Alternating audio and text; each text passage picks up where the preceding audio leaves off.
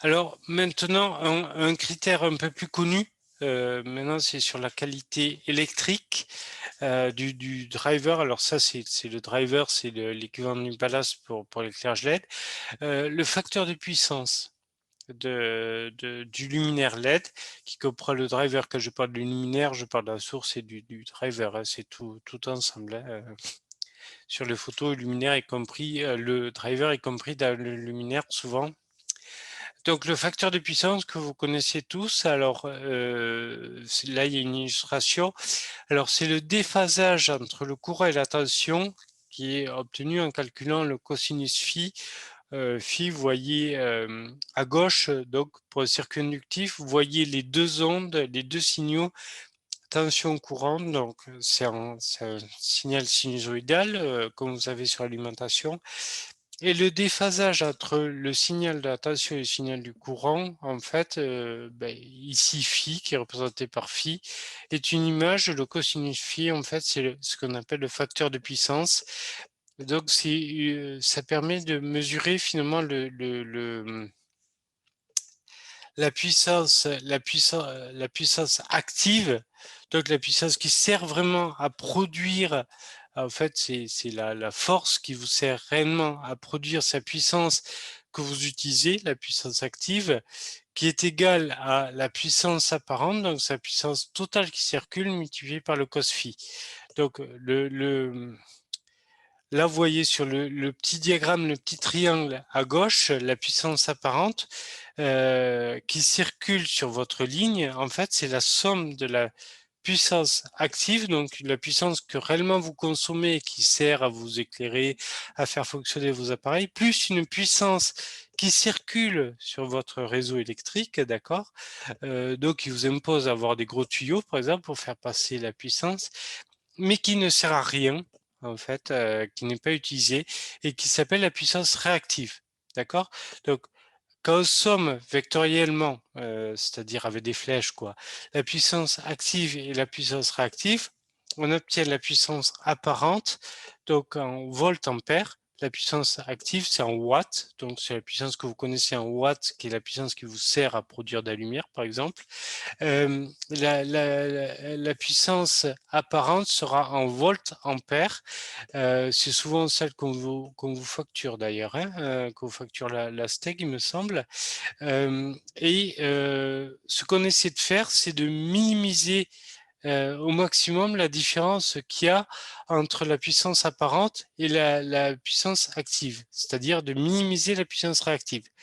Et la façon de dire qu'on minimise la puissance réactive, c'est d'avoir phi, un déphasage entre le courant et la tension le plus petit possible, et un phi le plus petit possible, ça veut dire un cos phi le plus proche possible de 1. D'accord? Donc, c'est pour ça que je vous marque un cos phi ici, encadré en rouge, supérieur ou égal à 0,9. Ça, pour un driver LED, on peut facilement l'obtenir. D'accord? Un cos phi supérieur à 0,9, ça veut dire un phi très petit, et ça veut dire très peu de puissance réactive, donc une puissance apparente qui est à peu près égale à la puissance active. Et ça, c'est dans l'intérêt vraiment de tous, et notamment des fournisseurs d'énergie ou de ceux qui font transiter l'électricité sur le réseau électrique. Je vous ai mis un diagramme à droite, là, avec le signal non sinusoïdal qui est en rouge, qui est le signal en gros, on va dire, bon, ça c'est le signal qu'on a. Mettons qu'on a un signal rouge. En fait, on peut le décomposer en plusieurs harmoniques. C'est une décomposition de Fourier en plusieurs harmoniques. Vous savez qu'on parle de première, troisième, cinquième harmonique, donc c'est des chiffres, des harmoniques impaires, hein. On peut le décomposer en plusieurs signaux.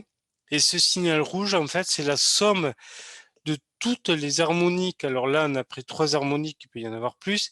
Le signal rouge est égal à la somme de la première harmonique, de la troisième harmonique et de la cinquième harmonique. Si vous sommez ces 3 signaux, vous obtenez le signal rouge.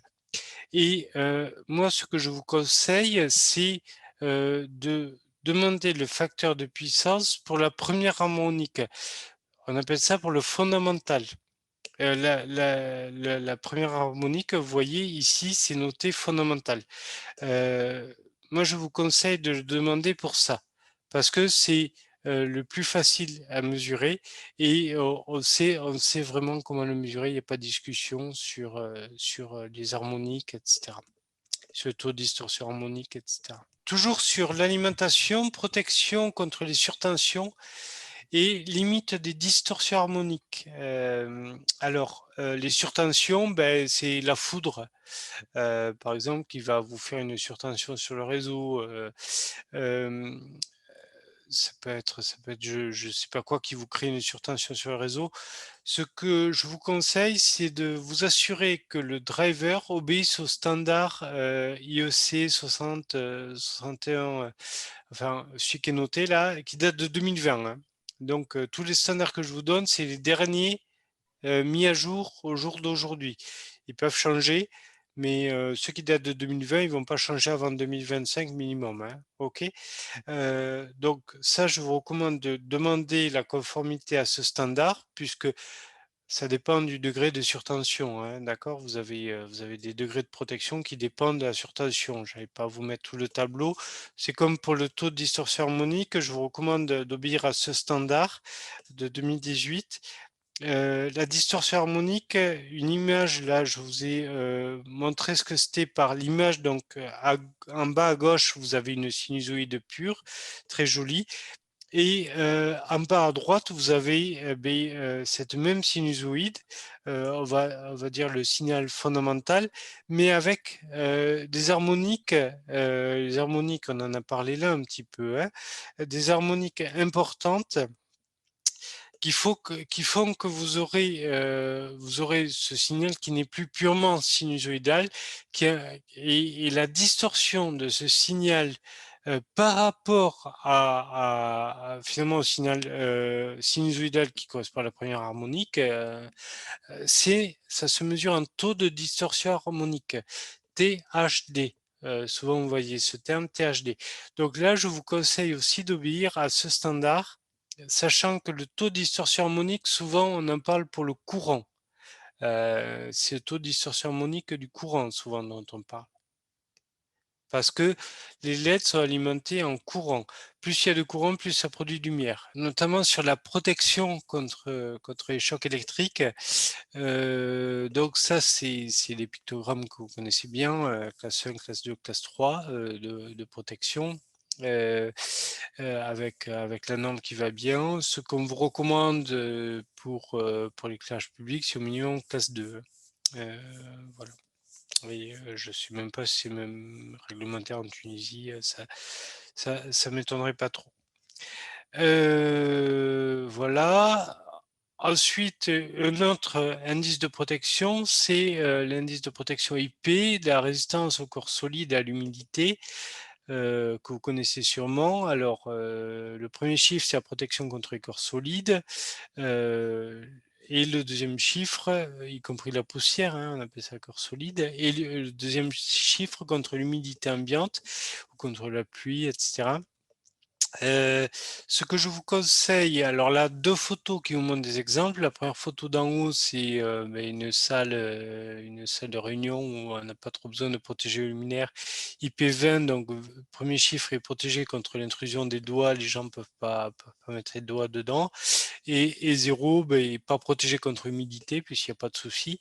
IP54 pour une série en bas où vous avez 5 non-accumulation de poussière et 4, le deuxième chiffre donc qui correspond à l'humidité, protégé contre l'éclaboussure dans toutes les directions. Ce que je vous conseille pour l'éclairage public, c'est au minimum un IP égal à 66. 66, premier chiffre, la poussière ne pénètre pas dans le luminaire parce que la poussière, ça vous empêche la lumière de sortir, ça vous dégrade tout, mais ça vous empêche aussi la lumière de sortir.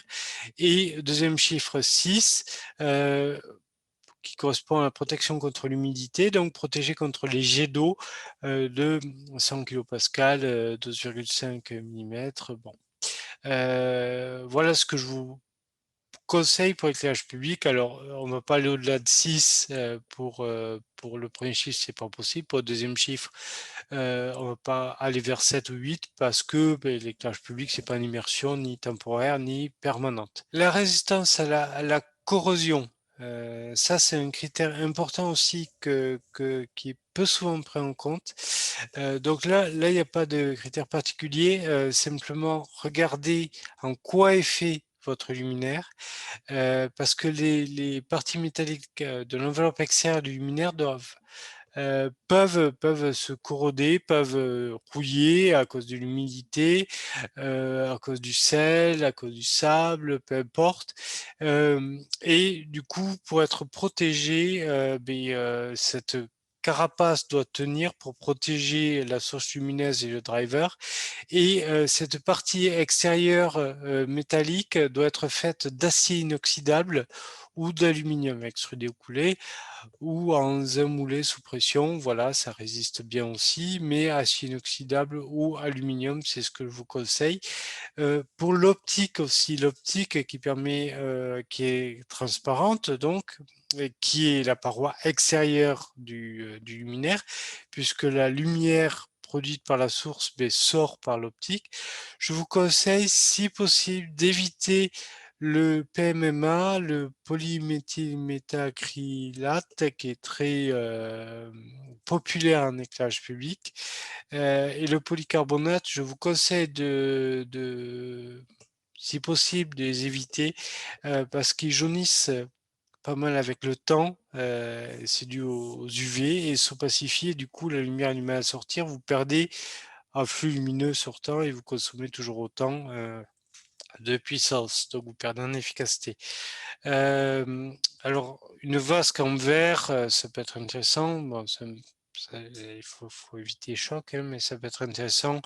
Ou à la rigueur, en silicone, j'en ai jamais vu, mais je sais que ça existe. Voilà, ça peut être intéressant si possible. On va pas être trop exigeant là-dessus non plus, parce qu'il y a des questions de coût après. Donc ça, c'était au niveau vraiment du matériel. Maintenant, au niveau de je ne sais pas si ça c'est possible en Tunisie. Enfin, si c'est possible, mais peut-être pas partout.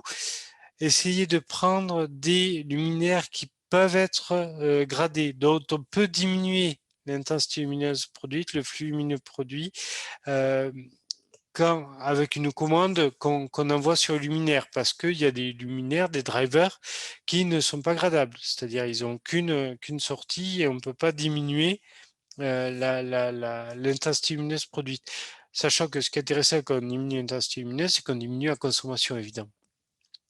Sachant que la lumière produite sur la chaussée, elle doit toujours être conforme à la norme, mais on a vu hier qu'une route pouvait changer d'usage, de classification, donc d'exigence d'éclairement durant la nuit. Par exemple, une route, hier on a parlé d'une route de sortie de zone commerciale, mais à 7 heures du soir, il y a tout le monde qui part, donc il faut bien l'éclairer parce qu'il y a du monde sur la route, il y a beaucoup de voitures, beaucoup de vélos éventuellement, de piétons, etc. Donc il faut bien éclairer. À 1 heure du matin, tous les employés sont partis, les magasins sont fermés. Là, il n'y a plus trop besoin d'éclairer très fort, donc on diminue la puissance lumineuse et on diminue de ce fait la consommation. On appelle ça de la gradation. Là, c'est un exemple que j'ai pris théorique de gradation. Vous voyez, on est à 100% du flux de 18h à 23h, de 23h à 5h du matin. Je suis en train de regarder le graphe en haut à droite là. Donc, on est sur deux puissances. On est à 100% d'éclairement jusqu'à 23h. De 23h à 5h du matin, on diminue à 50%. Et à 5h du matin, on remonte jusqu'à 7h qu'il fasse jour ou on éteint, on remonte à 100%. Mais ça vous fait 23% d'économie d'énergie directement. Si on rajoute à ça, donc ça c'est le système basique, si on rajoute à ça la détection de présence, alors je ne sais pas encore une fois si c'est possible en Tunisie, mais peut-être à 12 heures, vu que vous avez trouvé des subventions à hauteur de 30%, vous pouvez rajouter la détection de présence. La détection de présence, c'est rajouter à ça le fait d'éclairer encore moins quand il n'y a personne. Et les détecteurs de présence maintenant en éclairage public marchent. Avant, ça marchait pas. Avant, ça éclairait ça détectait pas tout le temps, et quand ça détectait, ça faisait pas de différence entre un chat qui passe et un humain, du coup, ça éclairait tout le temps. Donc, la détection de présence, si vous rajoutez ça, j'ai encore fait un calcul théorique, vous pouvez encore faire des économies d'énergie.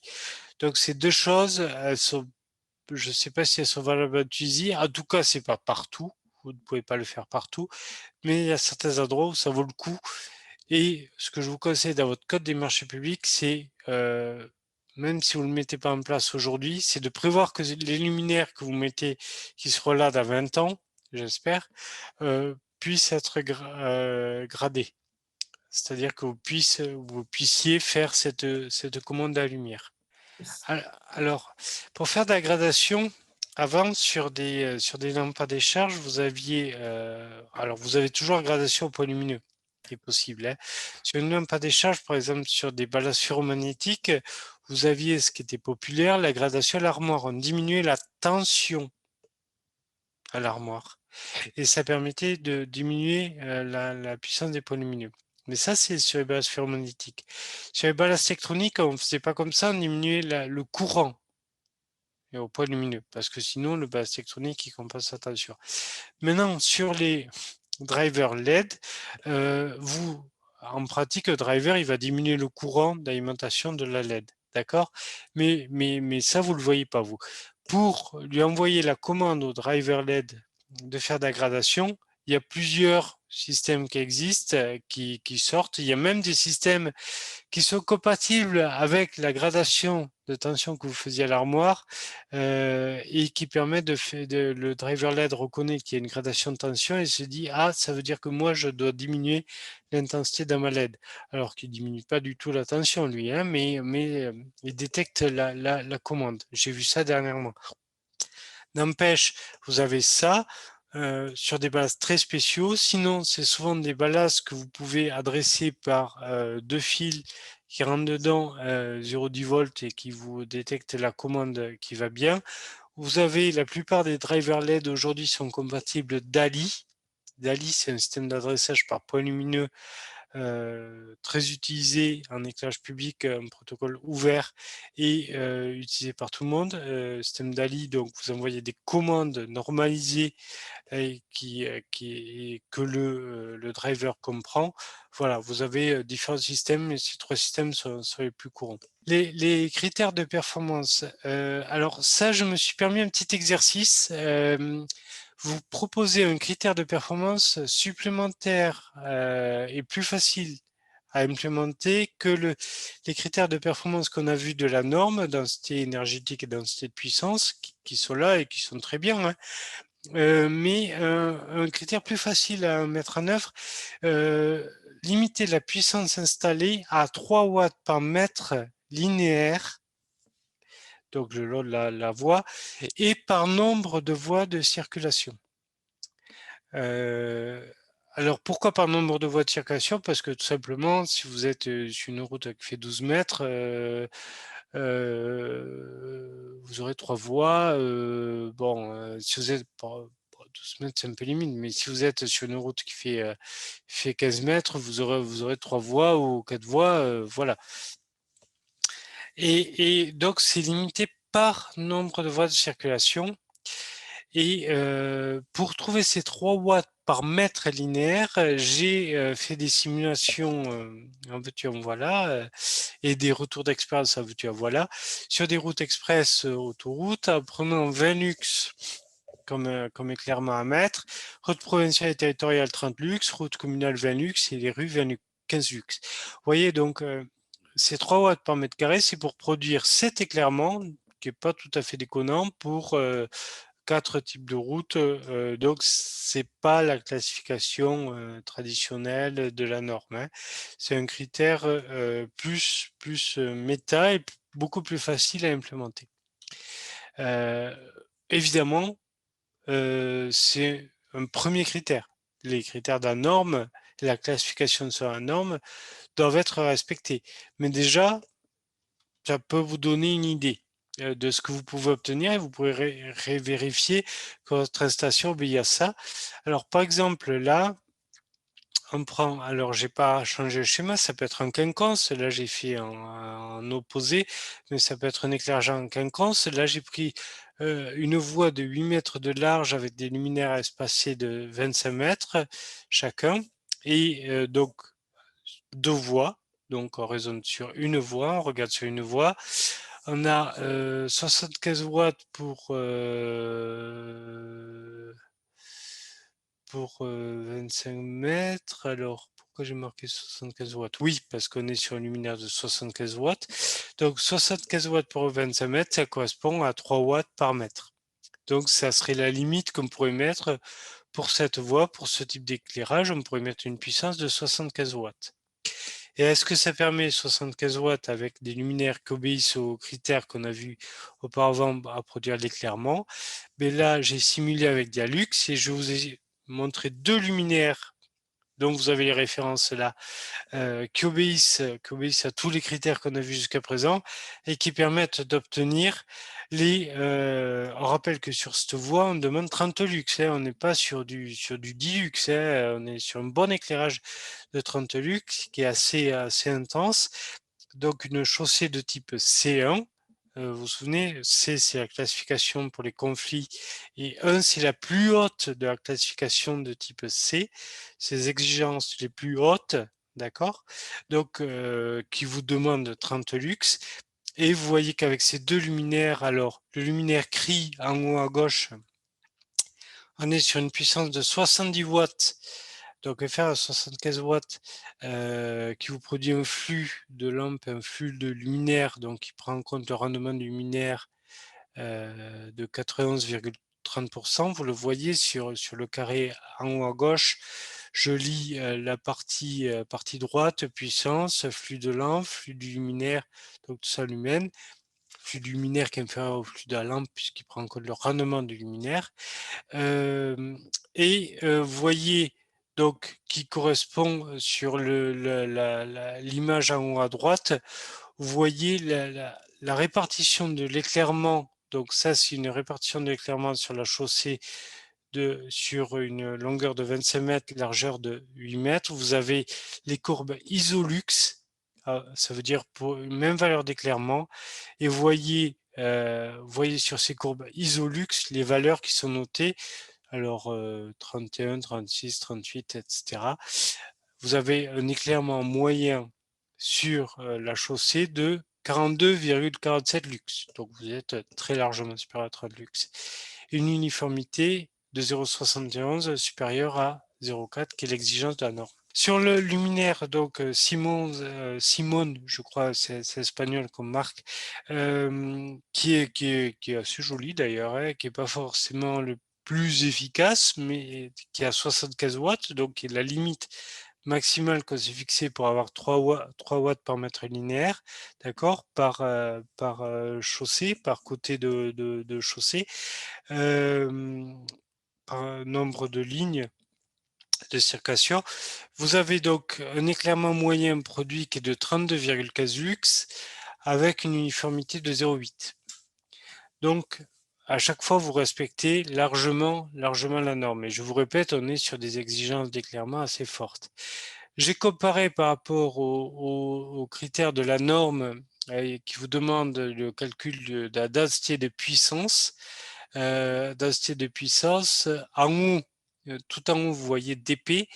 Pour le luminaire CRI, on est à 0,016 watts par lux par mètre carré.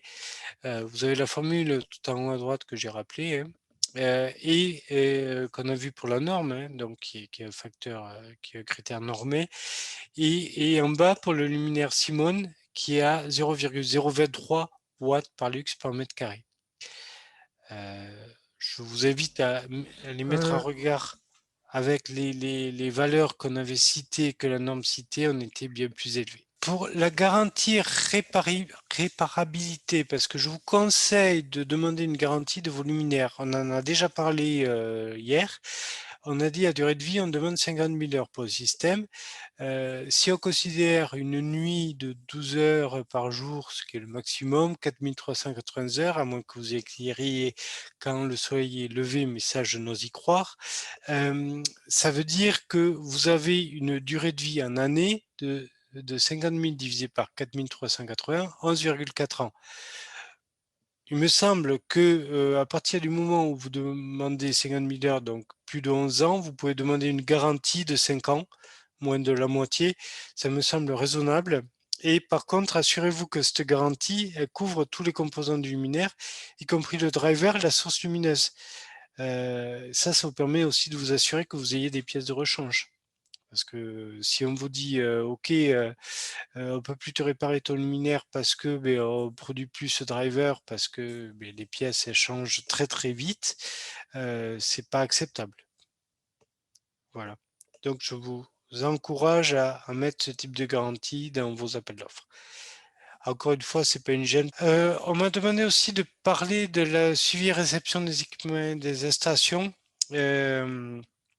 Donc juste des points à pas oublier.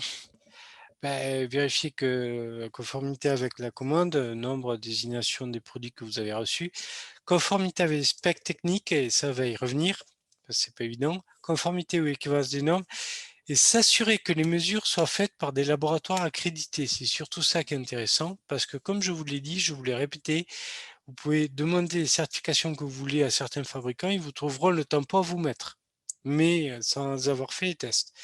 Donc, pour ça, il y a le TUNAC en Tunisie qui existe, je ne me souviens plus exactement ce que signifie l'acronyme, mais qui a pour principale mission d'évaluer et accréditer les organismes d'évaluation de la conformité. On a parlé du CETIM hier. Conformément aux normes nationales et internationales correspondantes, le TUNAC est signataire parce qu'en fait, vous avez l'organisme accrédité qui va faire une mesure, vous avez l'organisme accréditateur au-dessus, et vous avez encore au-dessus l'organisme de reconnaissance internationale.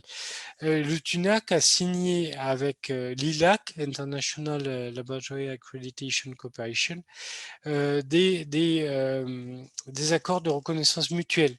Donc ça, c'est organisme de certification au niveau international. Voilà, vous avez les 3 niveaux. Pour l'accréditation des laboratoires d'analyse d'essai d'étalonnage. Donc le TUNAC est habilité à accréditer et à certifier le laboratoire. J'ai marqué la source, donc allez voir sur iq-maghreb.net. Vous verrez ce mécanisme que je vous ai expliqué d'accréditation de laboratoire, où vous avez au centre le TUNAC, l'Algérac et le CEMAC. Alors, Algérac, c'est pour l'Algérie, le CEMAC, je crois que c'est pour le Maroc. Donc, Tunisie, Algérie, Maroc, qui ont signé des accords avec l'ILAC plus haut, EA et l'IAF, pardon, au niveau international, et qui sont habilités à accréditer les laboratoires et à leur apporter la certification.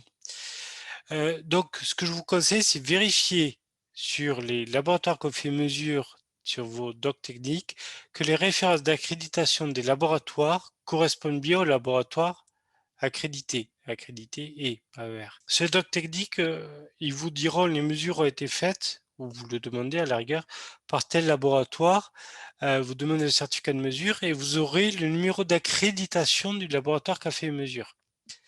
Et donc déjà, ça veut dire qu'il est un peu sérieux, sauf que certains vicieux vont jusqu'à inventer des numéros d'accréditation des laboratoires. Il y en a qui, pour filouter, ils vont loin. Donc, ce que vous pouvez faire, c'est que vérifier que sur le laboratoire accréditateur, donc au-dessus, si c'est un laboratoire tunisien, ça serait TUNAC par exemple, que le numéro d'accréditation correspond sur le site du TUNAC, qui référencie tous les numéros d'accréditation, que le numéro d'accréditation correspond bien au laboratoire qui est cité dans votre doc technique. Sur l'efficacité minimale du règlement européen, donc là vous voyez 4 courbes. Alors désolé, c'est en anglais, j'ai oublié de traduire. Pour les sources non directionnelles, on va parler pour l'éclairage public, on mains, donc sur le réseau, on va regarder la courbe bleue. C'est l'efficacité minimale, donc à lumen par watt en ordonnée. voyez, de 40 à 130 et en bas en abscisse, c'est le flux lumineux, donc en lumens. Alors sur l'éclairage public, on sera typiquement un flux lumineux de 11 000, bon, de 8 000 à 20 000 lumens, on va dire. Vous voyez sur la courbe bleue, l'efficacité minimale pour mettre sur le marché un produit en Europe, hein, je ne dis pas l'efficacité que vous pouvez demander en tant qu'acheteur, l'efficacité minimale pour être autorisé à mettre le produit sur le marché, pour aller, mettons, 8500 lumens, donc pardon, de l'éclairage public, de l'éclairage de résidentiel de route, on va dire, vous êtes à minimum 110, en gros 108 lumens par watt. Minimum légal. OK? C'est applicable au 1er septembre 2021. Donc voilà pourquoi vous pouvez exiger des performances aussi grandes.